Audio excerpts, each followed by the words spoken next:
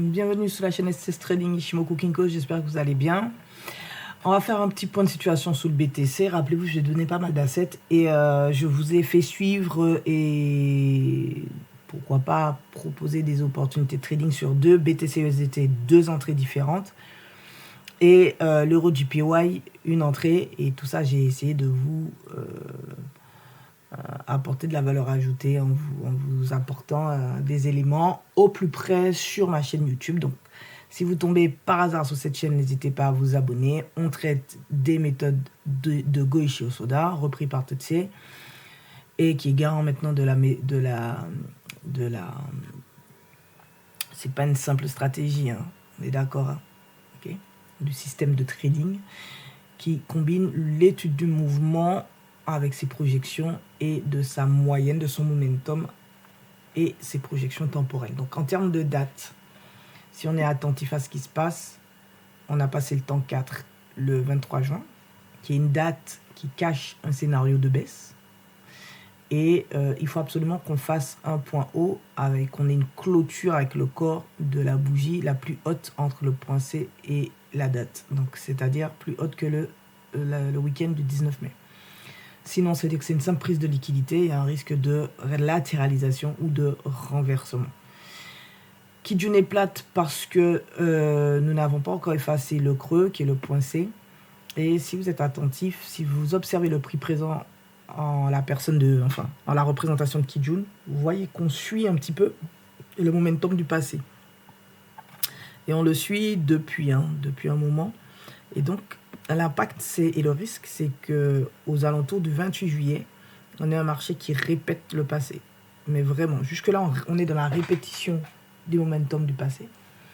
Et le risque, c'est que le marché répète réellement ce passé et donc retrace à partir du 28 juillet. Donc, ce qu'on aimerait voir, c'est un désintérêt pour ce momentum passé et une continuité. Et ça, on ne pourra l'analyser qu'en observant le prix dans cette région, donc en daily. On est dans une dynamique haussière, donc ça, c'est plutôt pas mal. Et ce qui est intéressant ici, c'est que, rappelez-vous une vidéo, j'avais comparé la variation du sommet précédent et le sommet actuel, et j'avais trouvé très peu de variation, très peu de force dans cette variation baissière. Donc ici, jusque là, on était à 19,47 et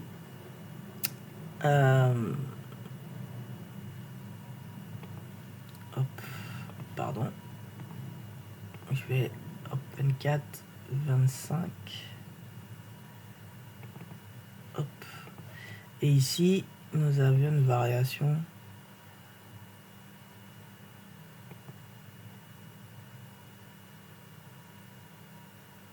de 15,53.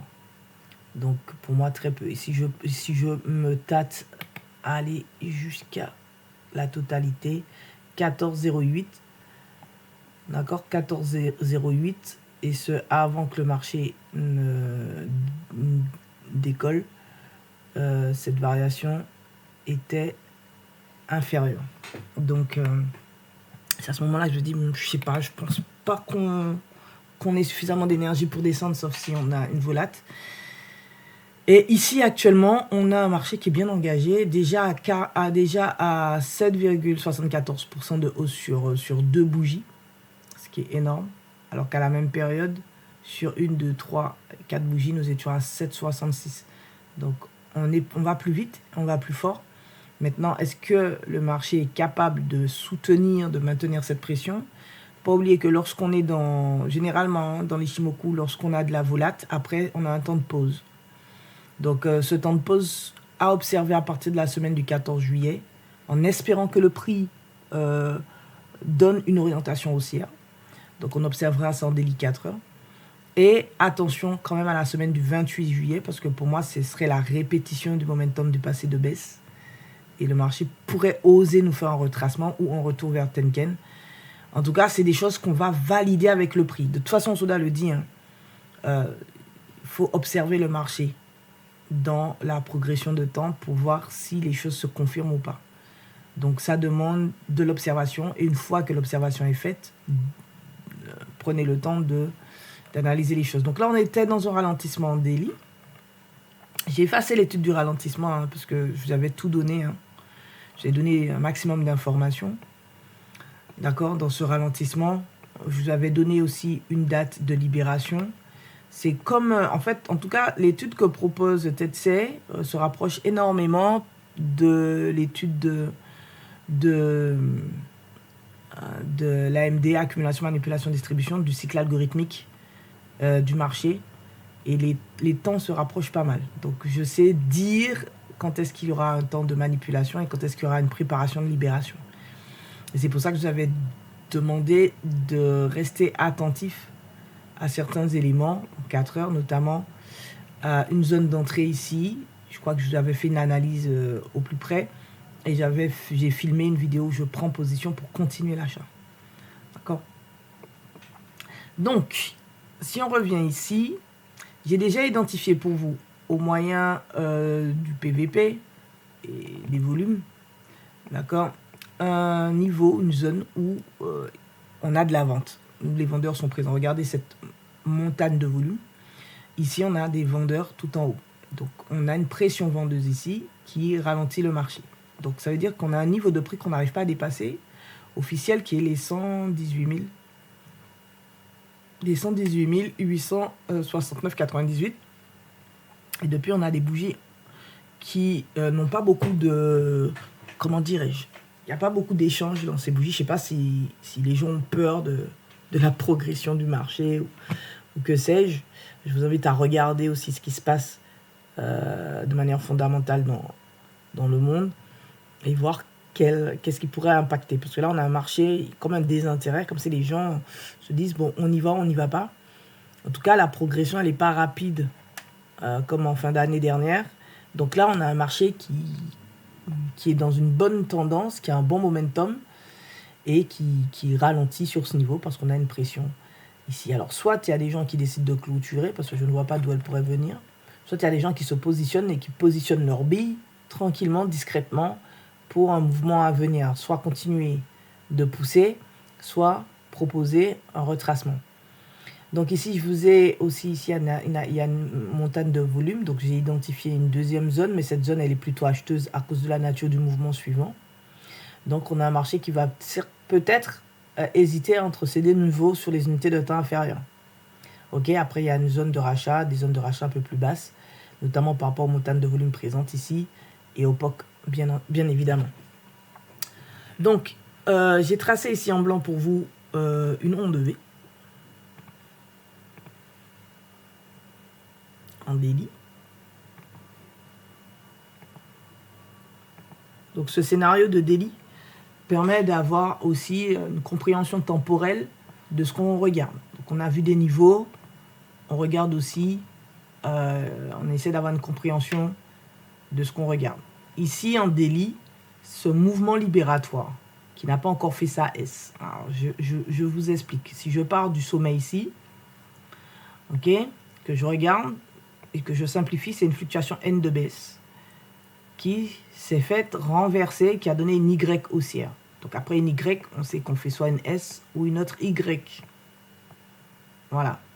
Donc peut-être que logiquement, le ralentissement qu'on observe ici doit amener un retracement sur des niveaux et proposer une continuation. Donc ici, j'ai des niveaux de présence des acheteurs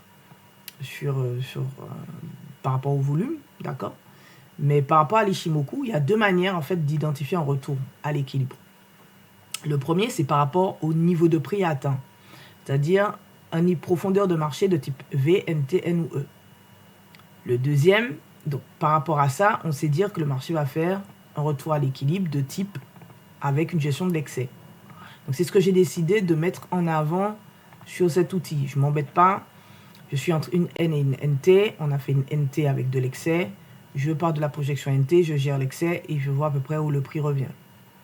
Ça, j'ai décidé de rester scolaire, on va dire. Après, il y a des niveaux de type S, j'en ai déjà parlé sur cette chaîne, où on revient 50% de CD. Donc 50% de CD, c'est un niveau de retour à l'équilibre. Et aussi un calcul qui prend la symétrie BD, l'écart, et qu'on vient projeter à l'intérieur de BD et qui va nous donner une zone de retour à l'équilibre juste ici. Voilà. Je vais l'appeler retour équilibre. Voilà.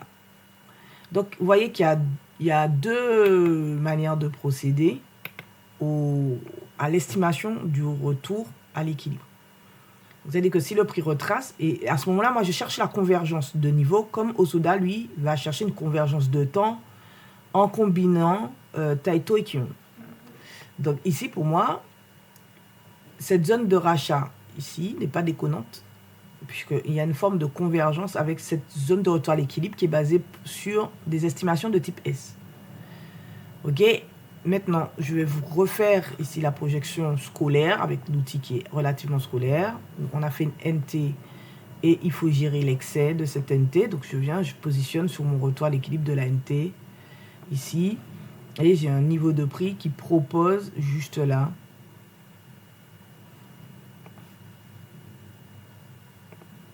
un retour à l'équilibre. Voilà. Ok, donc le marché peut revenir dans la zone retour équilibre de S ou dans la zone avec gestion de l'excès de la NT pour reprendre de l'achat. Donc maintenant, d'un point de vue temps, si réellement le marché retrace, et pour comprendre ce qui est en train de se passer, il va falloir étudier ça fait 1, 2, 3 bougies. Donc on a une bougie que j'appelle moi une bougie de test, de niveau, et ensuite on a des anomalies, c'est-à-dire qu'on a des anomalies volume-prix et des anomalies momentum. On parlera plus de momentum avec les bougies d'Ekinashi de moyenne, avec les bougies Ekinashi. Donc on a une variation dans la moyenne qui peut amener une latéralisation sur une unité de temps inférieure et pourquoi pas un retracement. Donc le temps du retracement peut être très rapide.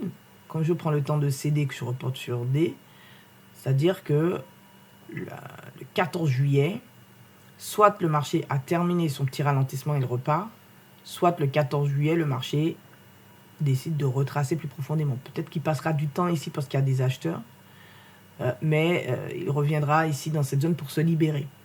Et le temps maximal pour observer cette libération, ou ce temps de ralentissement, on a jusqu'au 30 juillet pour tout ça. C'est-à-dire si le marché veut reprendre de la hausse, il a jusqu'au 30 juillet pour le faire, sans dépasser cette première zone de retour et ce niveau de marché, sans venir casser, renverser le point C. Vous voyez que ce n'est pas incompatible d'identifier deux niveaux avec ces deux méthodes. Mais bon, pour l'outil, j'ai décidé de représenter juste, de rester très scolaire. Mais je ne représente pas la zone de la S parce que je pense qu'on peut tracer ça très facilement. Alors, il ne faut pas oublier que si le marché retrace, le temps 2 et le temps 3 peuvent être des temps de creux pour reprendre une dynamique, surtout le temps 3. D'accord?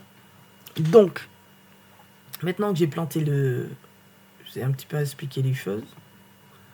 Ce qui va nous intéresser ici,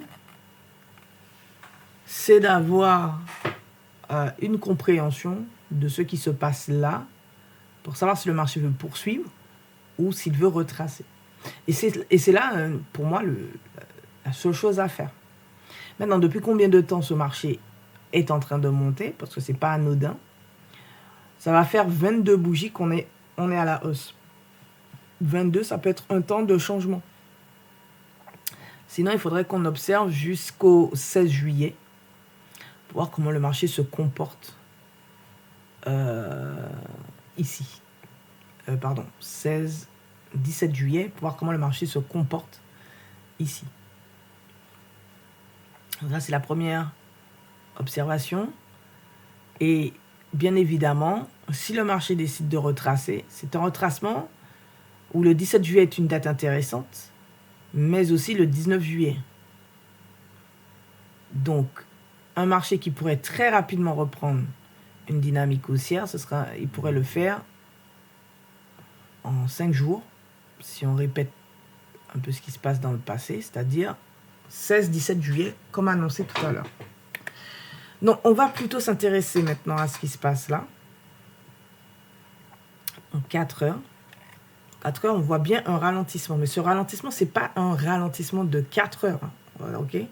C'est un ralentissement de 40 minutes qu'on voit en 4 heures sur la forme des bougies.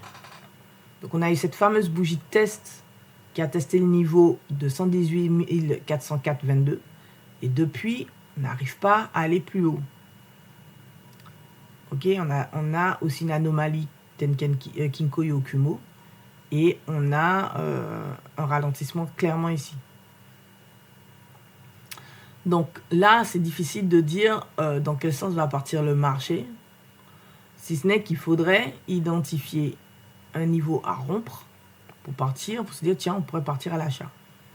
Cette variation haussière que vous voyez depuis ici, parce que moi, les variations, c'est sur les bougies Ekinashi que je les ai posées, est de 16%. Ici, on a une baisse de 47%, 0,47. Donc, c'est très peu. Et déjà, sur ces 3 bougies vertes, on a une variation qui est plus forte que ces 3 bougies rouges baissières. Donc ça, c'est très intéressant de voir que on laisse entendre que le marché est capable de sortir, de s'échapper par le haut. Donc, quand je vais descendre en 40 minutes, j'ai déjà une idée de l'orientation du marché. Non seulement sa tendance, son momentum est haussier, mais ce ralentissement montre qu'il y a très peu d'intérêt pour la baisse. Et déjà, maintenant, au moment où je vous parle, un fort intérêt pour la hausse. Donc, en 40 minutes, voilà, on est dans cette zone où il y a une pression vendeuse. Alors, je ne sais pas ce que les gens font, est-ce que les gens se positionnent, qu'est-ce qui se passe. Donc on pourrait regarder quelle est la variation totale de ce ralentissement depuis cette fameuse bougie de test de niveau. Donc là on est à 3,32%. Et ici, si je pars de là, nous sommes à 2,26%. Donc en 40 minutes, alors ça fait depuis combien de temps que ça dure? Donc déjà on a un ralentissement on pourrait estimer que le prix tourne autour d'un juste prix qui est les 117 525. On pourrait partir de là aussi, pourquoi pas. Il y a aussi le croisement du Kinko qui est capable de nous donner un niveau de marché, un autre niveau, un autre juste prix qui est les 117 385. On voit que le marché tourne autour de ça. Et depuis combien de temps cette histoire-là dure?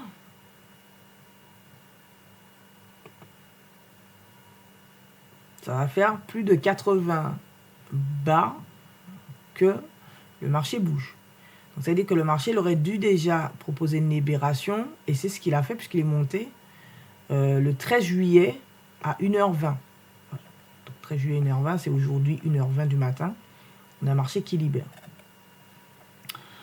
Donc, bien sûr, en observant les choses ici, on a l'impression qu'on n'a pas eu les étapes clés, comme par exemple la manipulation du marché. C'est-à-dire, c'est une impression, parce qu'on est venu manipuler ce sommet. Ce sommet a été manipulé. C'est-à-dire qu'on ne casse pas. Et on est venu retester comment dirais-je, revenir jouer au niveau du centre. Donc, on a eu concrètement une petite manipulation interne sur ce petit ralentissement, ce qui n'arrange pas trop nos affaires. Parce que là, on s'attend vraiment à ce que le marché explose, et le marché ne le fait pas. Donc, on est en train de réaccumuler sur ce marché. On réaccumule sur ce marché. Donc, si je regarde mes temps, on a eu une tentative de libération. Et ça, c'est très intéressant. Et j'ai jusqu'à 22h40 pour être sûr que ce marché veut sortir de là. Sinon, cette réaccumulation pourrait donner une libération de marché plus tard. Donc, le lundi 14 juillet, 6h40 et le lundi 14 juillet, 20h. Donc, maintenant qu'on a regardé un peu les choses d'un point de vue temps, avant de passer aux équilibres, je vais regarder un peu les variations pour voir qu'est-ce que ça apporte. Donc ici, nous avions une variation à 0,09, 0,17, 1,19. Donc on voit une perte, des perditions, de la variation. Et ça va être intéressant de comparer ça avec ce qui se passe ici. On est à 0,05 déjà sur 2 bougies, alors que là on est à 0,9 sur 2 bougies aussi. Alors il faut faire attention. On avait du 0,03 à 0,32 et on est à 0,94. Donc il y a une intention acheteuse ici.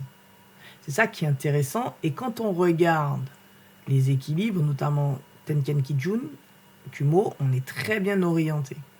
On a un momentum d'achat. Donc, bien que le temps de libération du marché fût entre aujourd'hui 1h20 et 8h40, cette préparation de libération du marché est intéressante. Même si ici, on a eu 1, 2, 3, 4, 5, 6, 7, 8, 9, 10 bougies Equinashi de poussée de 0,94%. On en a quand même eu 10. Ça fait beaucoup.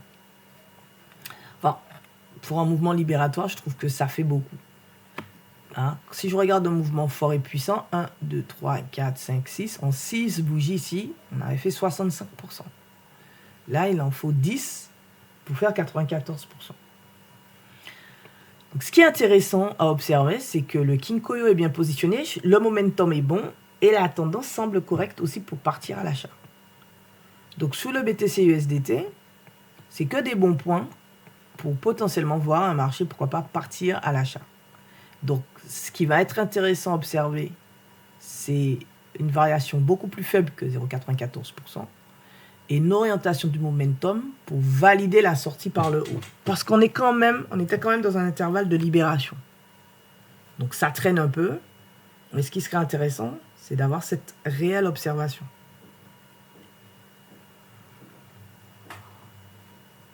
Donc, on peut ici exploiter la notion de temps.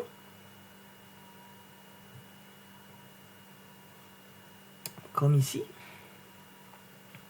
Et regardez combien de temps cela va prendre. Okay. Donc, je peux prendre la totalité, comme je peux aussi me dire, je prends à partir de ce creux. Je regarde dans combien de temps je peux estimer ce retracement. Donc, si je pars à partir de ce petit creux-là, juste ici, et non à partir de là, soyons fous et progressifs. Ce qui va m'intéresser, parce que le marché peut être rapide, c'est mes temps intermédiaires qui dénotent cette rapidité du marché. Alors aujourd'hui, midi 40, 14h et 15h20 vont m'intéresser. C'est-à-dire que le marché peut rapidement progresser, me donner une dynamique haussière, une convergence équilibre-prix pour partir à l'achat. Et donc, poursuivre son mouvement haussier. Là, ça n'a été qu'un ralentissement. D'accord ?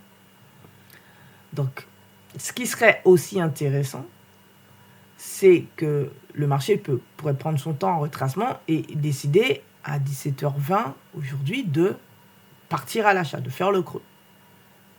Donc tout ça, ça s'observe. On peut aussi faire des projections pour suivre tout ça. Voilà, et attendre de voir dans combien de temps les choses se libèrent. Donc pour le moment, on est dans cette phase de ralentissement. On va patienter et voir cette dynamique. Et je regarderai vers midi 40, 14h et 15h20 aujourd'hui. Au plus tard, 17h20. Et ce, dans le cas où, pour le marché, on sait comment dirais-je, ce temps qui nous intéresse. Maintenant, si je pars de ce creux, je me donne un peu plus d'amplitude d'un point de vue temps. Et c'est plutôt une observation aujourd'hui 14h directement, 16h et 18h, au plus tard 21h20 pour finir ce retracement. J'espère que vous avez noté. Et on reviendra regarder le marché aux heures indiquées. Donc, cette poussée, on aura donc un ABC, une onde V, qui pourra nous donner une limite dans la progression. Donc moi, généralement, je viens prendre une estimation N, NT ou le sommet précédent. Et si je vois que les équilibres soutiennent le mouvement, ben on peut à ce moment-là laisser courir le reste. Donc, Voilà pour ce qui est en train de se passer ici en 40 minutes. Et ça veut dire que si on veut comprendre quand est-ce qu'on sort ici de ce ralentissement de 40 minutes, alors il faut regarder en 7 minutes ce qui est en train de se passer. Je pense que vous avez compris un petit peu la notion de fractalité. Vous voyez qu'il y a ce qu'on appelle, voilà, c'est pas encore un setup Sanyaku, mais on a ici un ralentissement qui est en cours. On a un croisement du Kinkoyo, ça c'est déjà fait. On n'a pas encore Shinku qui est sorti, donc ça ne saurait tarder. Et si on a une convergence équilibre à la baisse, on a un marché qui va chuter, qui va retracer. D'accord? Et ce qu'on n'a pas analysé ici, c'est jusqu'où ce marché peut retracer dans ce ralentissement. Il pourrait revenir sur le centre. Voilà. Il pourrait revenir chercher le centre, sachant qu'ici, on est dans une petite zone d'accumulation quand même, et c'est elle qui tient le marché. Alors, je vais vous montrer cette zone d'accu de 40 minutes. Zone d'achat de 40 minutes. Ok. Donc, on voit que le marché est pour le moment embêté par cette zone. Ok. Alors, je fais les choses progressivement pour que vous puissiez voir. Et si je vais identifier une autre zone d'accu ici, je vais mettre mon PVP. Et je vais mettre un PVP, non pas sur une longue période, mais par exemple une journée. Ok. Regardez, hein. Voilà, on y est. Et on a une deuxième zone d'accumulation juste ici et une troisième juste là. Donc en fait, je pourrais la tracer comme ceci. C'est pas un problème.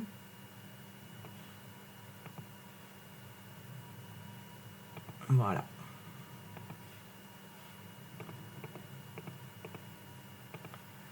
Et j'enlève. Donc ces deux niveaux de marché vont m'intéresser dans le processus de retracement et d'attente de prise de position, reprise de position haussière. Donc c'est une opportunité ici pour prendre une position à partir de ce point-là. D'accord. Donc je laisse le soin au marché de respirer un peu. Donc on voit qu'on a une convergence avec le centre et la deuxième zone. Maintenant, c'est la manière dont le prix progresse à la baisse en 40 minutes qui va m'intéresser. C'est-à-dire, c'est l'étude ici maintenant de 40 minutes qui va m'intéresser.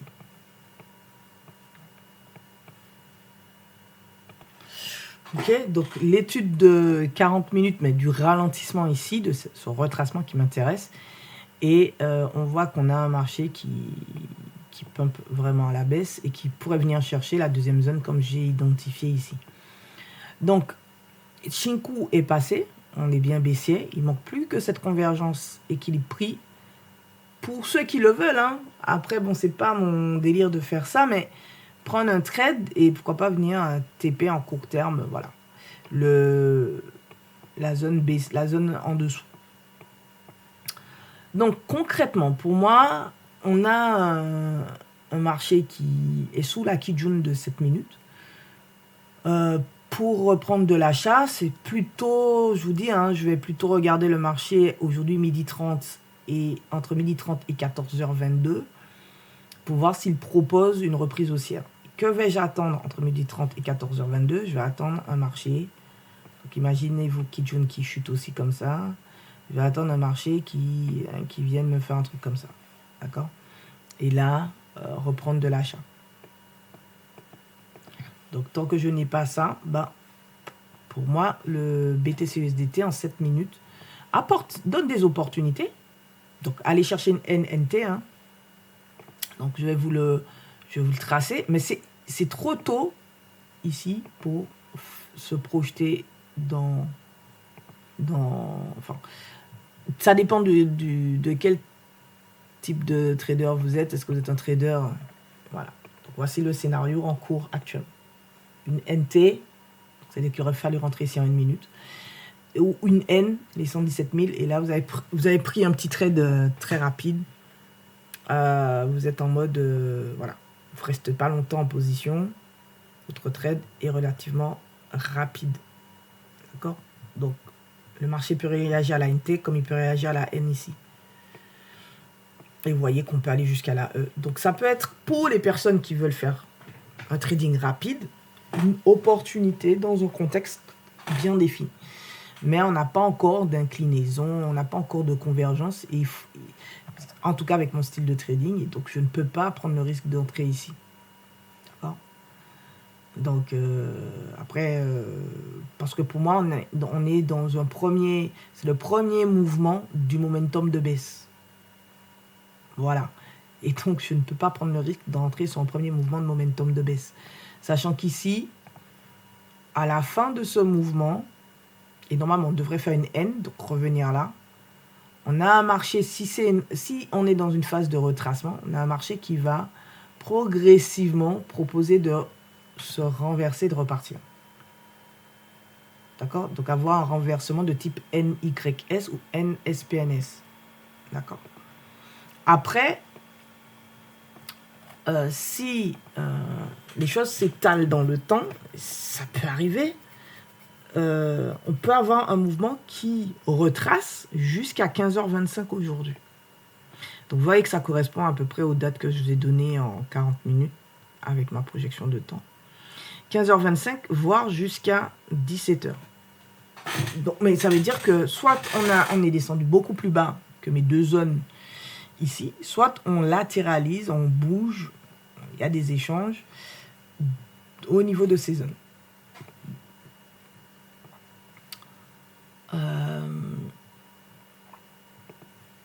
Qu'est-ce que je peux rajouter de plus?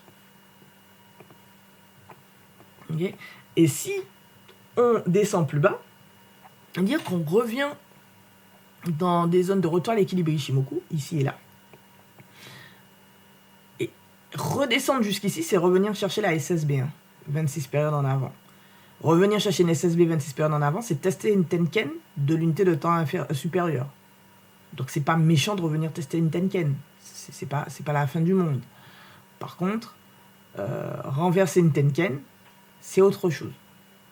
D'accord? Donc voilà pour le moment 7 minutes. Si on veut comprendre, alors pourquoi je regarde 7 minutes, je récapitule. Je regarde potentiellement 7 minutes pour me donner une idée de l'orientation et de la direction du mouvement de retracement dans le cadre de ce ralentissement de 40 minutes. Une idée. Jusqu'où peut aller le marché dans son retracement? Combien de temps? Ensuite, une fois fait, l'objectif ici, c'est de capter ici une entrée pour reprendre un trade, pour partir à l'achat, venir prendre des liquidités, venir prendre des sommets, des hauts précédents, et pourquoi pas rajouter une cartouche. Voilà. Pourquoi? Parce qu'on est dans un temps de préparation à la libération qui a été donné ici. Donc il y a eu manipulation, accumulation, manipulation. Et là, on est dans la libération. Et c'est pas déconnant de penser que c'est juste une structure libératoire, une onde V qui est en train de se mettre en place. Pourquoi? Parce qu'on a un Kinkoyo qui est orienté, on a un Kumo qui est orienté, on a un momentum qui est haussier. Donc, tant qu'on n'est pas venu péter la bougie du 12 juillet 22h40 ou même celle du 12 juillet 17h20, ici, on a un marché qui peut préparer cette onde V libératoire pour repartir à l'achat. Et c'est ça qui m'intéresse. Et je sais que je suis dans un intervalle de temps pour la continuité de cette libération. Maintenant, ce qui me dérange, c'est qu'il ait fallu autant de bougies pour ce pourcentage de variation et qu'on n'a même pas renversé le haut de la bougie du 12 juillet 11h20. Ça, généralement, dans les temps de libération, on renverse tout. On renverse tout. C'est-à-dire qu'on monte très rapidement le marché dynamique. Là, est-ce que le marché veut prendre son temps? C'est la question que je me pose et c'est pourquoi j'étudie en 7 minutes ce ralentissement et que j'ai des dates pour voir qu'est-ce qui est respecté ou pas. Et des niveaux de prix. Maintenant, si on est en effet en train de réaccumuler, c'est-à-dire que le marché réaccumule, il n'est pas prêt à lâcher l'affaire, alors effectivement, cette réaccumulation, il je regarderai 22h40, je regarderai lundi 14 juillet 6h40 et au plus tard 20h. Donc si lundi 20h, on n'est pas sorti de ce ralentissement, soit par le haut une direction claire ou soit par le bas une direction claire, c'est qu'il y a des gros bonnets qui sont en train de se positionner. Et ça va durer beaucoup plus longtemps. Donc c'est 4 heures qui va plutôt m'intéresser avec une observation du temps en 4 heures. Et là, je regarderai un petit peu parce que la Shinku de 4 heures va se rapprocher du prix de 4 heures. Donc, c'est-à-dire qu'on est en train d'entrer dans un ralentissement beaucoup plus, qui se fait sur une unité de temps plus longue. Et donc, des personnes qui se positionnent pour le mouvement à venir. Donc, tout ça, j'en saurai plus en observant 7 minutes. Voilà. Donc, pour le BTC, est-ce qu'il y a plein d'autres choses à dire? Oui, certainement. Est-ce que je m'arrête là? Oui, c'est déjà pas mal. Est-ce que je sais comment je vais rentrer en position? Oui. Est-ce que j'ai des niveaux? Oui. Est-ce que j'ai du temps? Oui. Donc, en fait, j'ai répondu à mes 3 questions. Combien de temps? Jusqu'où? Et comment? On va regarder EuroJPY. Je sais que le marché est fermé. Mais c'est toujours bon de regarder. Je vous avais donné des dates qui ont été très bien respectées. Donc, pour rappel, c'est ce mouvement de hausse-là que je vous avais proposé pour revenir chercher le haut précédent, qui est le 9 juillet, et ça a été très, très bien respecté. Maintenant, que se passe-t-il? Donc, les dates ont été très bien respectées. Hein. Franchement, bon, j'ai effacé parce que j'ai besoin de clarté aussi sur mon graphique. Mais voilà, il y avait une entrée ici sous ma flèche orange en 40 minutes. Si nous ne voulions pas étudier en 7 minutes le marché, en 40 minutes, il y avait une entrée juste ici. En 7 minutes, je vous ai mis une entrée ici. Ok? Et une deuxième là. Donc là où moi j'ai pris position 2 fois pour venir chercher 2 fois le sommet. Matrixé, matracté. Et une autre entrée que j'ai pris au plus tôt. Bon. Celle-ci, elle était particulière parce que on pouvait perdre la position à cause de ce mouvement de baisse. Donc moi, comme j'avais mes dates, je suis venu après. Donc c'est plutôt rassurant. Mais ici, bon, alors que dit Osoda sur les pertes? Il dit, ben, acceptez votre perte. Basta. Maintenant, quand vous avez une zone d'achat qui est bien déterminée, que vous savez que vous voulez rentrer dans un mouvement d'achat, vous mettez votre stop loss en dessous. Si vous voulez la jouer très serré parce que vous ne voulez pas perdre, ben vous prenez la responsabilité de soit mettre votre stop loss sous le point le plus bas ou au niveau de ratio d'ATR. Donc là, vous acceptez la perte et puis vous reprenez une position. Voilà. Reprenez une position ici. Donc, si vous voulez attendre que le momentum passe haussier pour prendre une décision, c'est ici ou ici. Voilà. Donc maintenant, on en a un peu parlé. On s'est un petit peu expliqué les choses. Que se passe-t-il ici?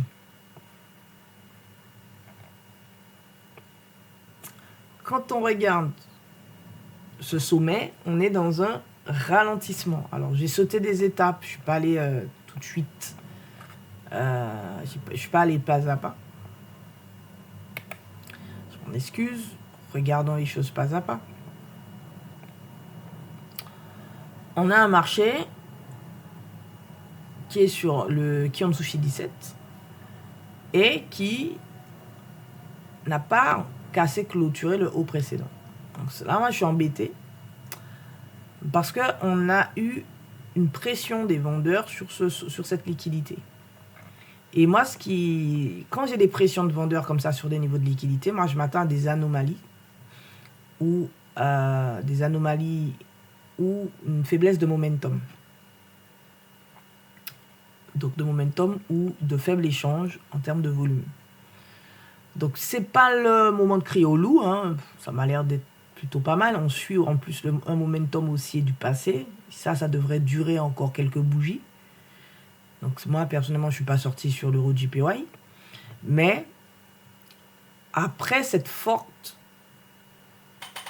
pression vendeuse sur cette prise de liquidité, c'est un élément déclencheur qui peut déclencher quoi? Un ralentissement ou un renversement. Donc, on a déjà une variation de 83% sur ces 5 bougies. 1, 2, 3, 4, 5. Contre 0,38 et 0,57%. La variation la plus forte, première tranche baissière la plus forte. Donc, ici, ça pourrait sentir la continuité. Donc, quand je regarde 7 minutes, quel est le contexte? 7 minutes n'est pas dans un moment de ralentissement. Ok, c'est la Shinku. Enfin, oui, le prix ralentit, mais ce n'est pas 7 minutes qui ralentit. On n'a pas la Shinku de 7 minutes qui est dans les prix. Comprenez ma subtilité? Donc ici, on a un marché qui ralentit, mais c'est un ralentissement Pardon, j'ai dit 7 minutes, c'est 40 minutes. Ce n'est pas 40 minutes qui est en train de ralentir, on n'a pas Shinku de 40 minutes dans les prix. C'est 7 minutes qui est en train de ralentir. Et ici, on n'a pas un marché qui a renversé la Tenkan pour autant. On a bien une faiblesse de momentum, on a bien des échanges qui se font de plus en plus, qui sont de plus en plus light, mais on n'a pas de renversement de momentum à proprement parler. On est dans un niveau, une accumulation acheteuse ici. Enfin, acheteuse. Une accumulation qui présente des pressions ici. D'accord? Donc, on va en 7 minutes pour étudier le sujet.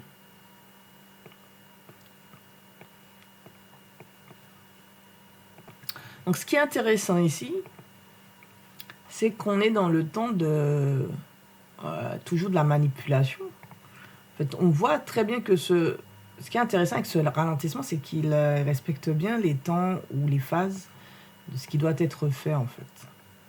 Et ça, c'est plutôt agréable à observer. Voilà. Donc, la manipulation, elle se fait.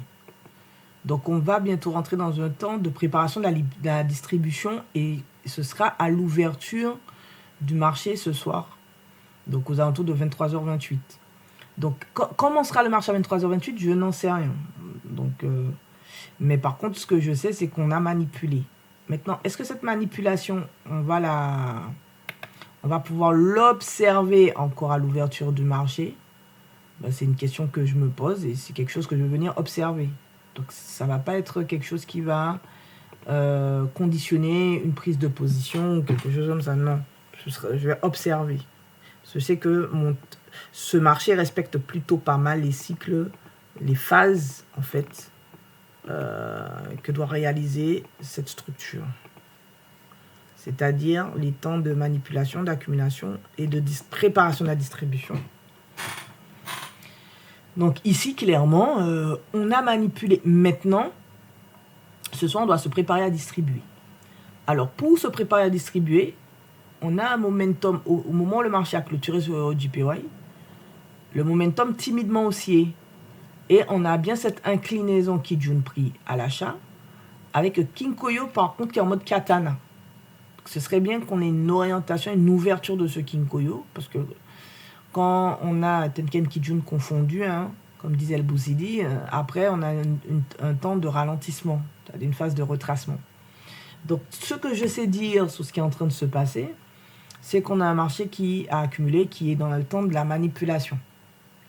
Donc va venir le moment de la préparation de la distribution. Donc ce qui serait cool, c'est de voir peut-être le marché retracer, revenir sur le centre, qui selon moi c'est 172 309, et se préparer à distribuer, c'est-à-dire faire cette onde de V libératrice.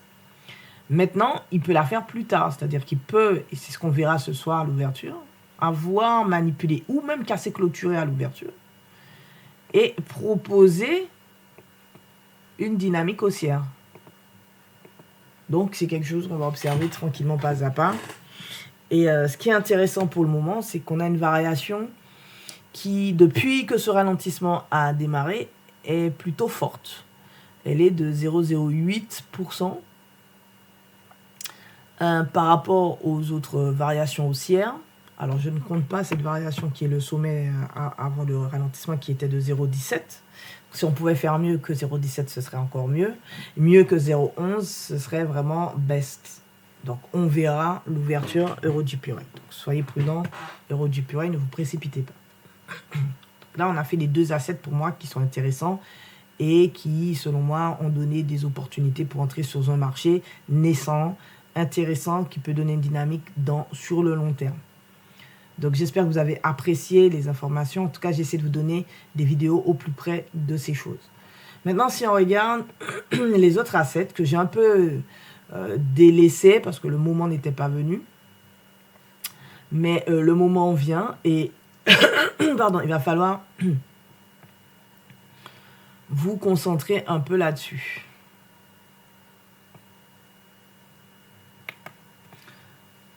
Donc,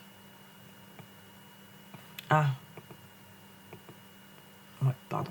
Donc, ici, je vous avais donné USDJPY parce que USDJPY en weekly est plutôt bon. On sait qu'on est dans un range, mais on est plutôt vendeur avec une phase de retracement.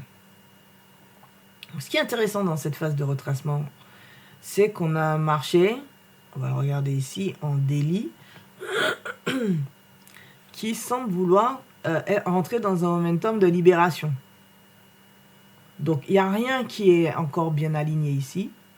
Si ce n'est qu'on a un momentum qui est clairement haussier. On a un prix au-dessus d'une Kijun. Le Kinkoyo n'est pas encore dans le bon sens. Et le Kumo n'est pas encore dans une naissante dynamique haussière. Après, c'est pas un problème si le Kumo n'est pas bien orienté. Donc là, j'avais posé ce scénario pour voir à peu près ce que le marché allait donner. Donc, ce qui va être intéressant, c'est que le marché USDJPY a clôturé après le temps 4 en faisant une mèche. Donc, on n'a pas cassé clôturer la bougie la plus haute qui est sur le temps 4, qui est la bougie du 9 juillet. Donc, ça, c'est un petit peu embêtant. On est venu faire une P. Donc, ici, on est venu faire une P sur les 147 000 dans une, je ne l'ai pas noté, mais on a une accumulation d'achats ici qui a fait son boulot une première fois et qui pourrait refaire son boulot une deuxième fois. Alors, son boulot, ce serait quoi? Ce serait de voir un marché qui retrace et qui continue à faire un creux plus haut que le point C. Ça, ce serait pas mal. Et ça laisserait le ton Kinkoyo de bien s'orienter. Ça, ce serait plutôt cool. Et donc, de prendre une décision. Donc, lundi 28 juillet semble une date T2. Et le 5 août mettrait fin à ce scénario aussi. OK. Donc, d'un point de vue ralentissement, on est dans un temps où le marché doit se préparer à se libérer à l'achat. Donc, on a accumulé et on rentre dans le temps de la libération. Bon, moi, ce qui me gêne un peu, c'est que la seule chose qu'on est venu tester ici, pas vraiment manipuler, on est juste revenu tester le centre dans la phase de manipulation. Donc, ce marché n'a pas encore manipulé concrètement. Il est juste revenu chercher le centre un peu et fait un creux plus haut que le point A. Un point C plus haut que le point A. Donc, il va être intéressant d'observer cette structure pour voir si on veut vraiment partir à la hausse ou pas. Et d'identifier des niveaux parce qu'il ne faut pas oublier qu'on est dans un contexte ici, en tout cas en weekly, d'un marché qui n'est pas prêt à... qui est toujours dans un momentum de vente. Donc tout ce qu'on voit en daily est risqué. Donc si on prend un trade en daily, ce serait pour revenir chercher cette zone-là. Pas plus. Pourquoi? Parce que le marché n'a pas fini de se préparer pour de l'achat long terme en weekly. Voilà. Donc il pourrait même repartir à la baisse sous une dynamique vendeuse qu'on est en train d'avoir avec la Kijun qui s'oriente, mais un prix qui finalement a clôturé à l'achat. Donc on a une divergence pour le moment. Donc attention à ce que va donner le 14 juillet, je me répète. Et on est plutôt en observation, sachant que ici dans l'observation, on est dans un temps où le marché doit se libérer, mais qui n'a pas réellement manipulé. On est juste revenu tester le centre. Donc c'est un petit peu embêtant. Un petit peu embêtant. Et on verra bien ce que le marché va donner à partir de la semaine prochaine. Donc je ne rentre pas plus bas, hein, parce que bon, si vous voulez, on peut jeter un petit coup d'œil en 4 heures. Vous voyez qu'on est dans une dynamique haussière sur SDJPY en 4 heures. En tout cas, on est dans une construction, voilà, haussière. On est revenu sur une P. Voilà. Donc, si on veut comprendre où va le marché, il faudra regarder en 40 minutes. 40 minutes, on a une petite faiblesse. Donc, si vous voulez, jusqu'à présent, on a des vrais retracements. Là, ce serait peut-être la première fois qu'on reteste Tenken pour poursuivre. Si vous voulez comprendre, il faut analyser ce ralentissement en 7 minutes. Et c'est un ralentissement qui dure. Hein. Qui dure, mais qui doit manipuler. On doit manipuler. On doit manipuler. Et on doit manipuler quoi? Alors, ici, on a dit qu'on a manipulé un peu plus tôt. Donc, c'est intéressant à observer.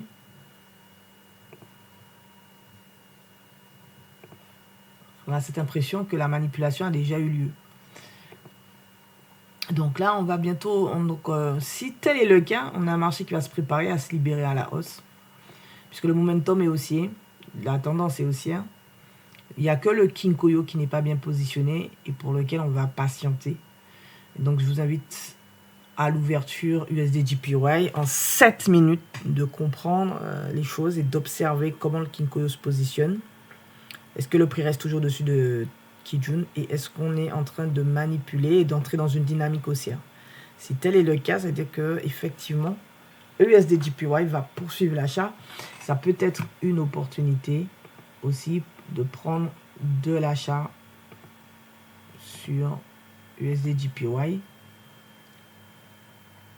et d'avoir une directionnalité haussière. Donc c'est-à-dire qu'on fait juste un rebond sur la Tenken 40 minutes et on a un marché qui poursuit. Dans le cas contraire, c'est des retracements au niveau de zones acheteuses pour avoir une vraie phase de retracement pour monter et venir chercher le bord de la zone, puis une N 148 670. Alors, on pourrait rester aussi en 40 minutes et regarder comment le marché se libère ici. Il fait exactement le type de fluctuation que j'aime bien dans les phases de retracement. On a des fluctuations comme ça, de type P ou de type YS qui poussent le marché à donner un top départ. Ça, c'est super intéressant, super beau à voir. Et moi, je ne m'embête pas, hein, dès que je suis dans un momentum d'achat. Ben, après, j'attends une prise de position pour acheter une convergence équilibrée. Donc, USD/JPY, voilà, pour le moment, voilà, on observe. Tout petit ralentissement qui nous dira si on fait un rebond sur Tenken pour poursuivre. Au contraire, si le marché chute, retrace. Et là, on sera tranquille, hein, ce serait la meilleure position possible pour voir ce marché repartir. SP500, j'ai pas trop touché parce qu'il y avait des choses qu'il fallait patienter, il fallait voir certaines évolutions. Ici, ça fait un moment qu'on est dans cette poussée, hein. On va bientôt faire un cycle June si ça continue comme ça. Et attention à la date du mardi 22 juillet. Le mardi 22 juillet m'intéresse énormément. Sachant qu'ici, on est en train de ralentir. Et c'est ce ralentissement qu'on est en train d'observer ici en 4 heures. Et on voit bien que pour le moment, on ne touche à rien sur SP500. On laisse les choses se faire. Le marché va manipuler en 4 heures. Et pour manipuler, il doit venir prendre ici ou là. Sachant qu'on a un centre potentiel ici, qu'on est en train de jouer avec. Et un autre potentiel là. Donc, attendez, hein, on n'est pas pressé. Encore une fois, le 14 juillet, 20h. Donc, il faut attendre jusqu'au 14 juillet, 20h pour rentrer dans une phase, pour moi, un peu de manipulation. Sauf si cette manipulation a eu lieu un peu avant. Voilà, mais moi, si elle a eu lieu un peu avant, on va avoir une préparation du marché. Ça va prendre un peu de temps, je pense. Et une préparation de libération le mardi. Plutôt le mardi 15 juillet.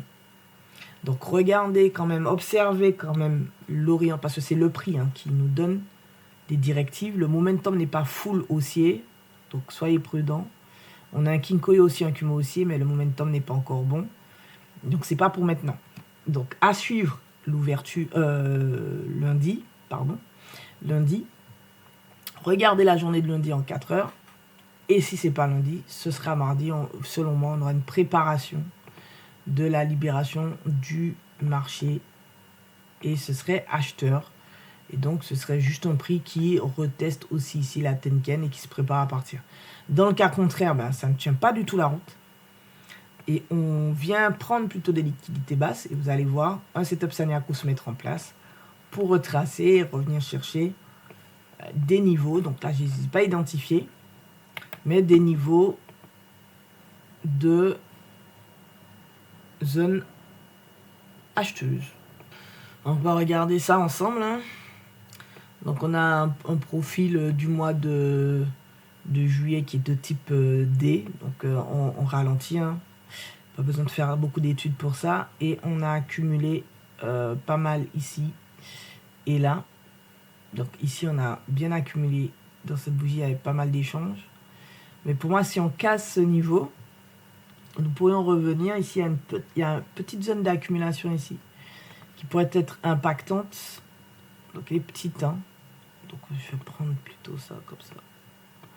Voilà, donc attention à ce niveau de rachat.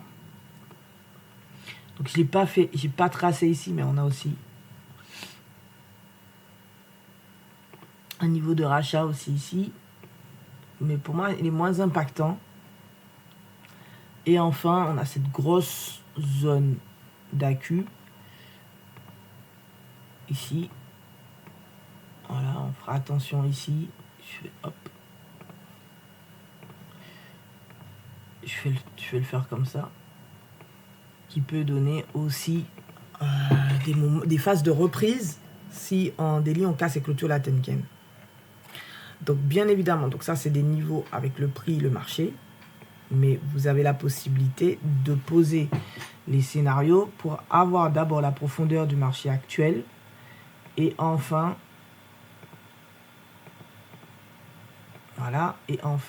après un niveau de retour. Donc là vous avez vu, on a fait une V, donc le marché pourrait revenir sur une estimation de type B, donc dans cette zone là, donc une convergence avec ce niveau là. Donc ça c'est les niveaux de retour à l'équilibre classique. Si on a un peu d'excès, donc on pourrait revenir un peu plus haut. Donc pourquoi pas ici. Voilà. Maintenant, si on prend C au point haut, donc c'est trop tôt pour faire ça. On peut avoir 50% de ce mouvement, qui est généralement le plat SSB. Et donc là, dans cette expression, et aussi estimer la symétrie du BD, report sur D, pour avoir une zone strictement Ishimoku. Mais c'est trop tôt pour faire ce type de projection. Donc, du coup, on est dans l'analyse de ce ralentissement profil type D du mois de juillet, en espérant que le mois de juillet va nous sortir de ça. Donc, voilà ce que j'ai à dire. On verra début de semaine prochaine pour voir à quel moment on peut essayer de choper une entrée. Bon, est-ce que SP500 peut approfondir plus? Oui, en 40 minutes. Voilà. On a un momentum de vente et on a une structure qui est relativement propre. Et nous pourrions aussi poser ici un temps pour voir où nous en sommes, d'un point de vue projection, de point de vue, voilà, tout ça. Et on a un marché qui s'il ne fait pas une libération le lundi matin très tôt, minuit 40, ben on serait là jusqu'à 6h40 du matin. Donc la journée de lundi peut être une journée, et ce jusqu'à 20h, effectivement, la journée de lundi peut être une journée de fin de retracement de 40 minutes et de reprise haussière. Ça peut être intéressant, sauf si ben, on dégringole et on va chercher beaucoup plus bas, bien évidemment. Donc là, pour le moment, on a un marché, une structure qui positionne des choses. On a Kinkoyo qui est haussier. Si le momentum est toujours vendeur, donc si le momentum passe haussier, on aura une opportunité acheteuse. Donc surveillez lundi, hein, c'est tout ce que j'ai à vous dire. SP500 pourrait préparer quelque chose qui impacterait daily. C'est-à-dire qu'on serait dans une forme de continuation de rebond technique sur Tenken. Donc ça pourrait être très très intéressant. Maintenant, il ne faut pas oublier qu'on a fini un scénario de temps 3. Mais c'est juste qu'on n'a pas la validation ici. On ne sait pas si ce temps 3, c'est un temps de continuation ou de renversement. Donc c'est pour ça qu'on étudie ce petit ralentissement pour avoir la réponse à nos questions.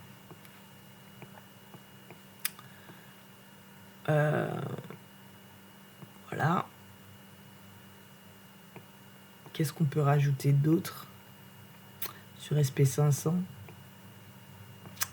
faut pas que je touche à tout. Voilà, tout ce que je peux rajouter pour le moment. Et en weekly, on est plutôt bien positionné pour reprendre de l'achat. Donc tout ce qui se passe sous les unités de temps inférieures, c'est pour positionner les choses, pour donner une opportunité pour prendre un trade. Voilà, c'est tout ce qui est en train de se passer. Donc il faut patienter un peu. Si ça se fait pas juillet, voilà, on a le mois d'août. En tout cas, on a la semaine du 11 août qui peut être libératrice, soit sous forme de sommet, c'est-à-dire que le marché continue de pousser, et puis on voit la semaine du 11 août, soit le marché ralentit, voire retrace un peu, et on a un creux la semaine du 11 août, mais ça ne veut pas dire qu'on ne peut pas le faire avant. J'insiste. Hein. Donc le 15 juillet, 14-15 juillet, ce sont des dates les plus proches pour moi sur le SP500. Ensuite, le gold, je vais sauvegarder.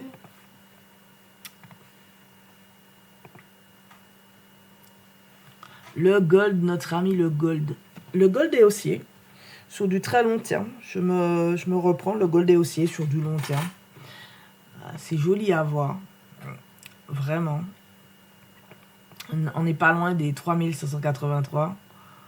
Et la question qu'on se pose, c'est mince, on a une Kijun qui est plate et on a un marché ici qui a de forts échanges, une forte pression ici. Alors, je ne sais pas si les gens y croient ou les gens n'y croient pas, mais cette bougie de test nous montre bien qu'on n'arrive pas à dépasser les 3500 chiffres ronds.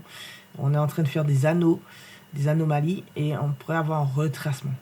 C'est pas plus mal de retracer un peu. Hein. On est en mensuel, pourquoi pas. Maintenant, pour en avoir le cœur net, il faut regarder, et c'est pas en weekly qu'on a Shinko qui touche le prix. Donc ce qui est en train de se passer là, c'est plutôt en daily qu'il faut jeter un œil. C'est pourquoi ici en daily, on a jeté un œil. Et donc quand on regarde de plus près, on voit qu'on est dans un temps de libération. C'est-à-dire que là, daily, on a un marché qui est prêt à se libérer. Donc, on est dans un temps de libération. D'accord ? La manipulation, elle aurait dû avoir lieu entre le 23 juin et le 11 juillet. On peut même pousser le vice jusqu'au 28 juillet. Pourquoi pas ?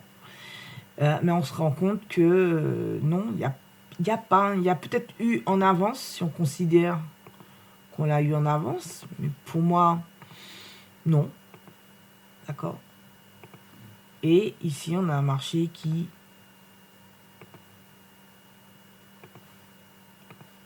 n'est pas clair sur le gold. En tout cas, le momentum est vendeur, le Kinkoyo est vendeur, il n'y a que le Kumo qui est haussier, directionnel. Et donc, on n'y est pas encore. Donc, on va patienter. Peut-être qu'on aura la manipulation cette semaine.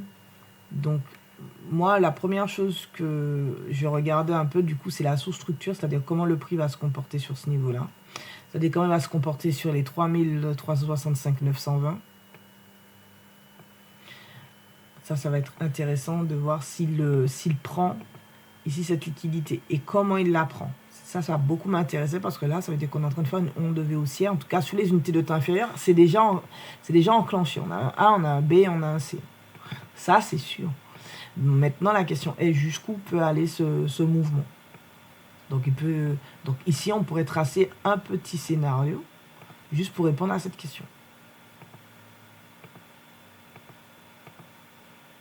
Voilà. On pourrait venir chercher la NT ici. La N, pardon, 3997. Et pourquoi pas monter plus haut. Donc, on a un marché qui peut s'arrêter ici.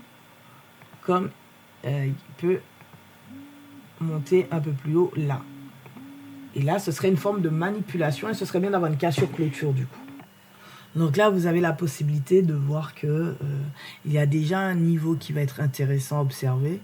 Et on verra si le marché fait sa manipulation là. Parce on est toujours dans l'intervalle de temps de manipulation. Ou au contraire, cette manipulation amène une libération. Ça va être intéressant. Donc ça veut dire que là, quoi qu'il advienne, si le marché en 4h40 nous donne une opportunité, sans pour autant attendre le contexte de momentum de daily, on a déjà une opportunité d'achat pour monter plus haut. Et là, vraiment, on est dans un temps où on va venir chercher des extrémités de fluctuation. Donc, soit le 3451,525, soit les 3244,415. En faisant attention, ici à l'intermédiaire, 3365,920. Donc, quoi qu'il advienne, pour moi, ici, il y a une vraie opportunité d'achat pour venir prendre des extrémités que je ne vois pas ici, puisque je les ai tracées en daily rouge. Donc, il faudrait que je les affiche en 4 heures, et même sur les unités de temps inférieur, parce que là, si le marché bouge, pour moi, quoi qu'il advienne, même si c'est une manipulation, c'est une opportunité de venir chercher ces extrémités. Donc en 4 heures, comme vous pouvez le constater, on est bien positionné. Donc l'or est bien positionné, très très bien positionné pour de l'achat. Ok, et donc ce qu'on va attendre ici, c'est, si vous ne voulez pas aller sur les unités de temps inférieures, c'est cette convergence équilibre-prix, c'est-à-dire la formation de cette onde V. Ici, A, B, C, convergence pour prendre un trade. Donc, j'ai le temps de dimanche à 23h et lundi 14, 23h. Donc, la journée de lundi va être intéressante. En 40 minutes, voilà, on voit que le marché est dans sa dynamique. Donc, vraiment, la journée de lundi va être très intéressante. Donc, on ne se précipite pas sur l'or. Pour le moment, pour moi, ça ne sert à rien. Mais pour moi, c'est une occasion de venir chercher des niveaux clés assurément. Pour moi, ce sont des targets. On est dans un temps où ces types de targets-là peuvent être atteints rapidement, sans trop forcer. Mais vraiment. Donc, du coup, il faut juste capter le moment où le marché nous donne cette opportunité pour venir les chercher. Voilà. Donc, voici ce que j'ai à dire sur l'or. Donc, si vous voulez rester en 4 heures, il va falloir attendre. Regardez comment la journée de lundi se déroule. D'autant plus que là, on a ici, à la prise de cette double liquidité, on a une pression ici. Et voilà, on a un marché qui peut-être potentiellement pourrait retracer.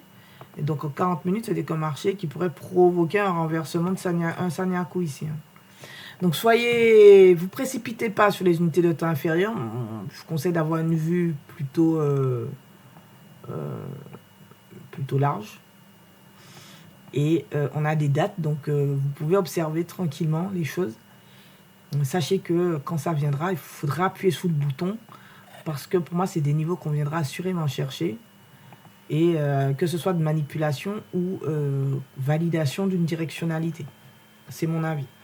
C'est tout pour moi. 1h09, je sais, je prends mon temps, j'essaie de vous expliquer les choses. Là, les choses les plus intéressantes et qui sont actuellement en cours, pour moi, c'est le BTC USDT. Regardez ce qu'il est en train de faire. en 7 minutes. Donc, soyez attentifs, on en a déjà parlé. Et EuroJPY, ce sont des assets qui sont plutôt pas mal intéressants. Et oui, avant que j'oublie, on m'avait demandé de regarder le Solana. Alors, je sais pas si je peux créer une nouvelle mise en page. Je pense que oui, je vais l'écrire.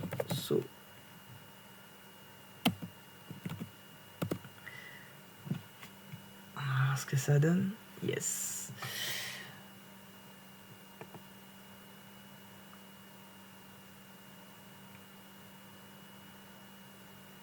Ok. Voilà, on va faire Solana. Et on va regarder ça tout de suite. Avant que je n'oublie. Hein.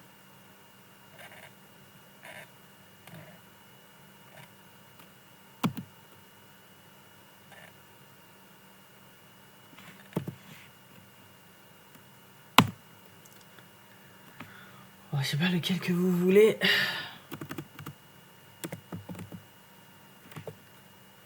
On va prendre celui de Binance. Ici aussi.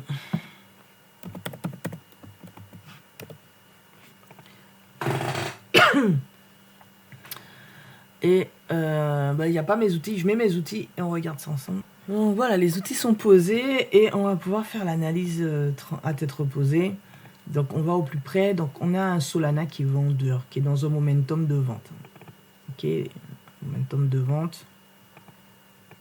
Il n'y a pas à chipoter. Oui, mais par contre, actuellement, cet asset... attendez, je mets... Hop. Voilà. Actuellement, cet asset est en train de ralentir dans son momentum de vente. Alors, est-ce qu'il est simplement en train de préparer une phase de retracement pour chuter? S'il chute, on est un peu dans la mélasse. Surtout que là, on a un bel on devait pour organiser cette chute. Et que cette chute, elle pourrait être mise en comment dirais-je, mise en action si ici on a cette convergence, inclinaison de l'équilibre plus le prix. Donc ce qui est intéressant à observer, c'est que déjà 2 bougies et 5,79% de hausse. Bon, c'est peu par rapport aux 56% ici de variation qu'on a eu, et c'est peu par rapport aux 20%. Mais les 20% nous montrent ici un dégraissage en fait de la pression des vendeurs. On passe de 114 à 20%. Là, ça va être intéressant de voir comment les choses se passent, si réellement le sol est prêt à repartir. D'un point de vue temps, on est dans une phase où c'est normal ce qui est en train de se passer, c'est-à-dire que le prix soit sous Kijun, etc. Et on va rentrer dans un intervalle de temps intéressant. Donc pour moi, le Solana devrait préparer sa libération jusqu'au 27 octobre. Donc on regardera aussi le 25. Donc voici le mouvement que j'attends du sol. Donc vous voyez Kijun dans ses prévisions prévoit d'être plate puis comme ceci, d'accord. Donc moi ce que j'attends du prix, c'est qu'il fasse cette libération. S'il le fait plus vite, très bien. Donc j'ai 2 intervalles de temps observés pour ça, d'accord.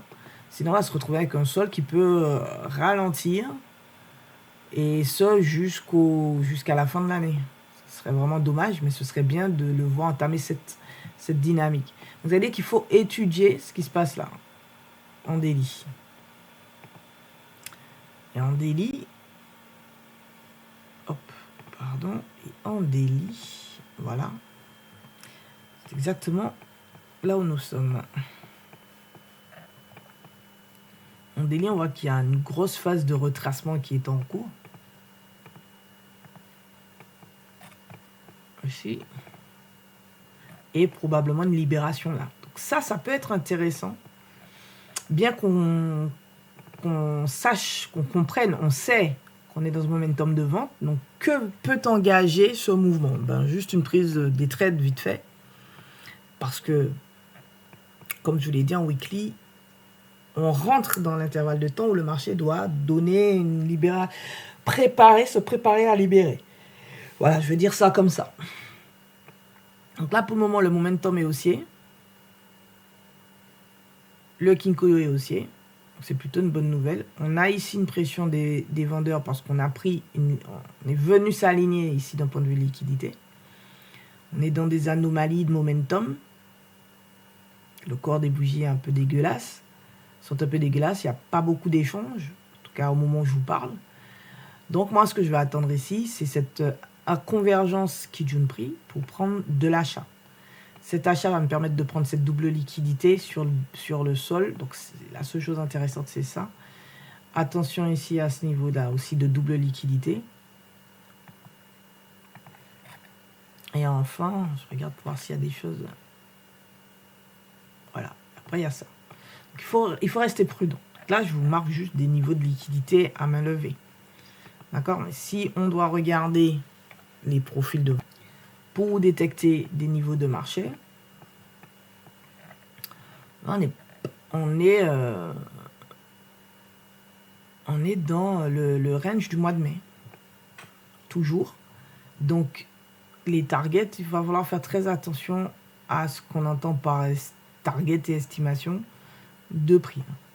Donc, on a une montagne de volume ici.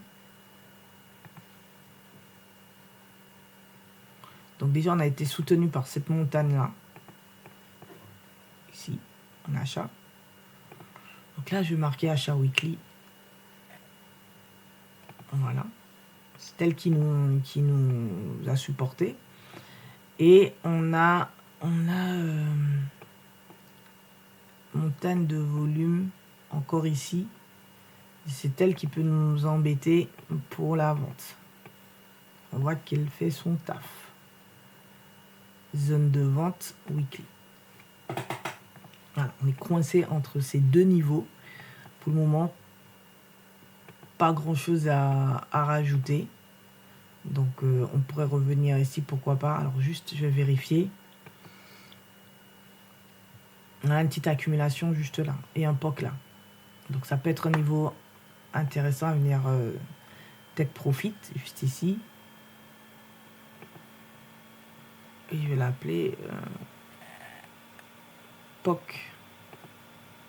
Voilà, et je vais l'afficher. Voilà, parfait sur toutes les unités de temps, c'est parfait. Et je vais la synchroniser avec l'ensemble de mes graphiques. Donc le Solana, oui, pourquoi pas. Pourquoi ne pas prendre une petite opportunité en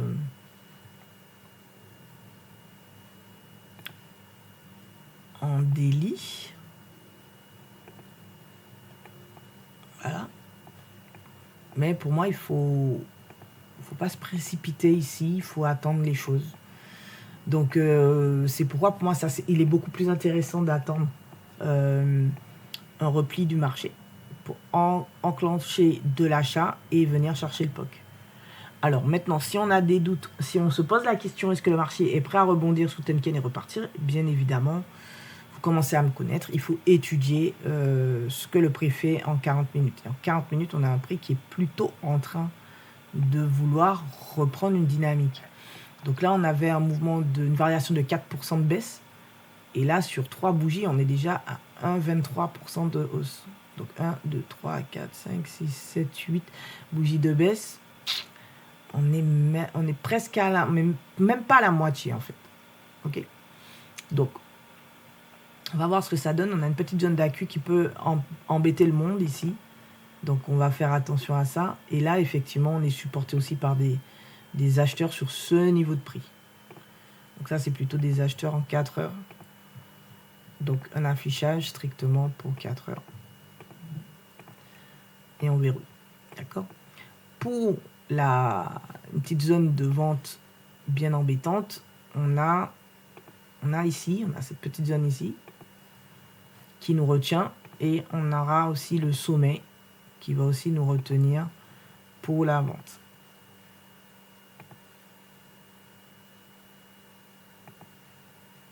Voilà, je fais les choses un peu en direct.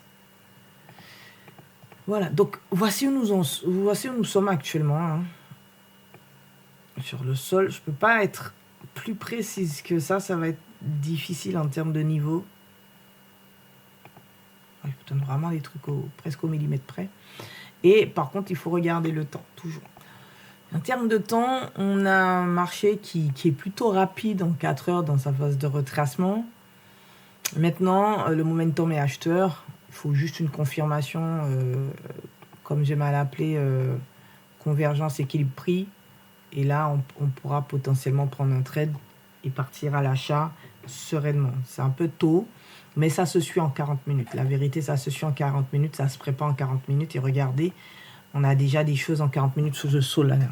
Alors, n'oubliez pas que je ne vous envoie pas à chercher tout the basket, mais plutôt des niveaux comme les 168 000 et les 171 074, sachant qu'on est dans un contexte quand même vendeur sur weekly. Donc là, le Solana est à surveiller, mais vraiment, vraiment à surveiller, parce qu'il est dans une configuration où à tout moment, il peut donner cette opportunité acheteuse. Donc s'il est rapide, aujourd'hui 15h20, 17h20 et 20h20, je vais changer la couleur ici. Sinon, un petit retracement jusqu'à lundi 1h20 du matin. Donc, ce qui serait intéressant d'observer ici, c'est un Solana qui déboîte et qui donne aux alentours de 15h20 une opportunité acheteuse.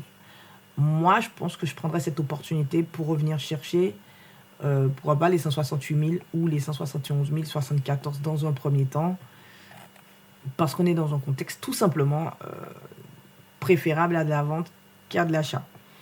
Donc voilà pour le Solana. Donc ça fait combien de temps qu'on est vendeur sur 40 minutes? Ça fait un moment qu'on est vendeur, effectivement. 18 heures aujourd'hui, ça peut être intéressant parce qu'on aura fait quelque chose d'assez complet. Et donc un marché qui se prépare. On est vraiment dans la préparation de la libération du marché. On le voit. Un petit retracement pour avoir la première onde de V directionnelle et boum, on laisse s'échapper. Maintenant, on n'a pas eu vraiment de... on a eu un renversement de structure, mais maintenant, voilà, on verra, on a jusqu'à, voilà, les dates. Aujourd'hui, 15h20, attention, 17h20, allez, 18h.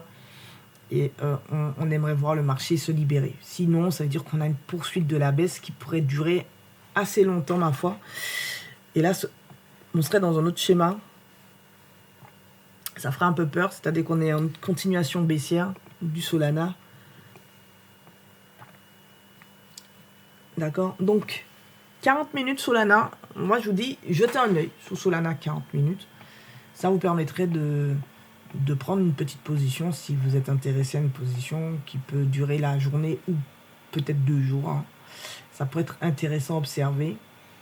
Voilà. Et donc, la variation de la baisse en 40 minutes, elle est intéressante parce qu'on voit que ça décroît à chaque fois sur ce mouvement de hausse. Et là, ça fait 4 bougies de baisse. On est déjà à 0,28%.